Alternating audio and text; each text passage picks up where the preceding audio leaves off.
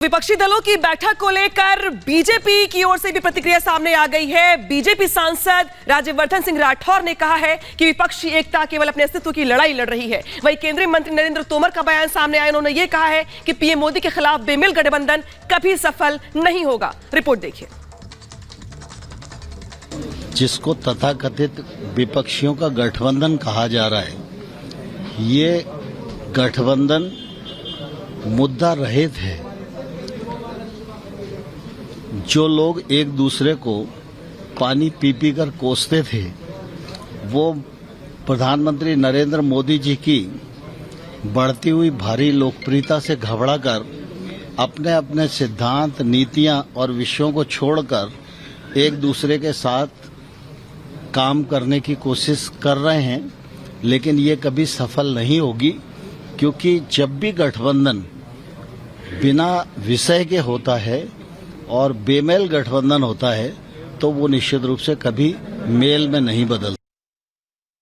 देखिए, प्रधानमंत्री मोदी जी ने जो विपक्ष की एकता को बड़े सही शब्दों में कहा कि ये अपने अस्तित्व बचाने के लिए, अपने बच्चों का भविष्य सिक्योर करने के लिए, देश के लिए नहीं, देश के युवा, महिलाओं, दलितों और पिछड़ों के लिए नहीं, केवल और केवल अपने परिवार को बचाने की ये एक कोशिश हो रही है जो नाकामयाब होगी। इन्हें जब जिम्मेदारी दी जाती है, चाहे इनके राज्य की जिम्मेदारी दी हो या यूपीए और कांग्रेस को पूरे देश की जो जिम्मेदारी रही, 6 दशकों तक इन्होंने देश को लूटा है। इन्होंने अपने राज्यों के अंदर नाकामी करी है। बड़े बड़े नारे जरूर दे देते हैं, हम ये कर देंगे, हम वो कर देंगे। पैसे हैं नहीं इनके पास, ना ही लोगों की सुरक्षा करने का इनका कोई इच्छा है। तो तमाम राजनीतिक प्रतिक्रियाएं आपने सुनी, लेकिन अब सवाल यह है कि क्या अब नीतीश के इस पहल को कांग्रेस हाईजैक कर रही है, क्योंकि कांग्रेस पार्टी इस बार बेंगलुरु में होने वाली बैठक की मेजबान है। बैठक की अगुवाई इस बार बेंगलुरु में कांग्रेस करने वाली है। याद करिए, इसके पहले पटना में नीतीश कुमार की अगुवाई में बैठक हुई थी और इस बार इस महागठबंधन की बैठक में अहम भूमिका में सोनिया गांधी रहने वाली हैं। यह सबसे महत्वपूर्ण है, क्योंकि ताकत दिखाने के लिए विपक्षी दलों को कितना मजबूती के साथ आगे लेकर जाया जा सकता है, इसलिए बैठक 2 दिन की बुलाई गई है।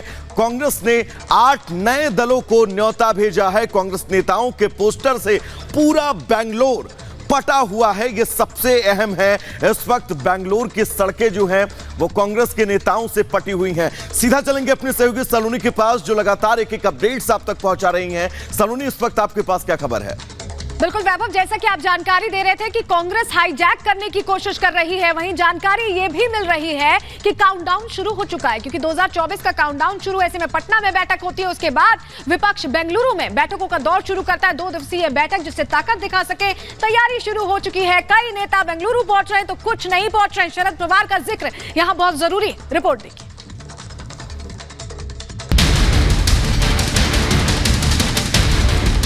बेंगलुरु पोस्टरों से पट चुका है।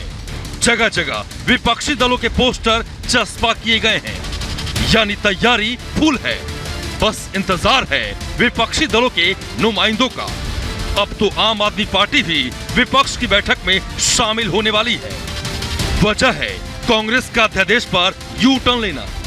कांग्रेस अध्यादेश पर अब आम आदमी पार्टी के समर्थन में आ गई है। वहीं कांग्रेस के समर्थन के ऐलान से आम आदमी पार्टी के तेवर बदले बदले नजर आ रहे हैं। देश की कई बड़ी पार्टियों ने हमारा साथ दिया। कांग्रेस पार्टी ने भी इस दिल्ली के अध्यादेश के खिलाफ अपना स्टैंड क्लियर किया है और विरोध दर्ज कराया है। कांग्रेस को सपोर्ट करना है या नहीं करना, वो तो कांग्रेस का कॉल है, लेकिन याद करिए, कांग्रेस के, दिल्ली कांग्रेस के जो नेता हैं, चाहे वो संदीप दीक्षित जी हो, चाहे वो अजय माकन जी हो, उन्होंने क्या कहा था कि आम आदमी पार्टी को सपोर्ट करना सुसाइडल होगा। अब उसके बावजूद अगर कांग्रेस सुसाइडल करना चाहती तो उनकी कॉल है। 2024 की तैयारी सिर्फ विपक्ष ही नहीं, बीजेपी भी जोर शोर से कर रही है। 18 जुलाई को दिल्ली में बैठक होने वाली है। उससे पहले लगातार एनडीए का कुनबा भी बढ़ता जा रहा है।